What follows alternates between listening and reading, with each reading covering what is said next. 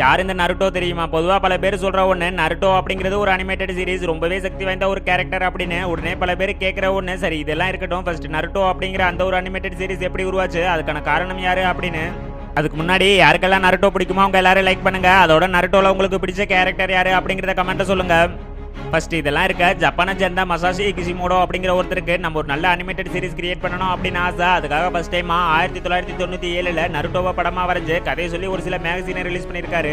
ஆனா அது சுத்தமா விற்கவே இல்லை. இதெல்லாம் ஒரு கதையா, இதெல்லாம் சுத்தமாவே ஓடாது அப்படிங்கிற மாதிரி பல பேர் சொல்லியிருக்காங்க. அதுக்கப்புறம் 1999 செப்டம்பர் 2ஆம் தேதி இந்த கதையை நம்மளே அனிமேஷனா கிரியேட் பண்ணலாம் அப்படின்னு முடிவு பண்ணி ஒரு சின்ன டீம் உருவாக்கி அந்த கதையை பப்ளிஷும் பண்ணியிருக்காங்க. யாருமே நினைச்சு பார்க்காத அளவுக்கு ஒரு மிகப்பெரிய வெற்றி.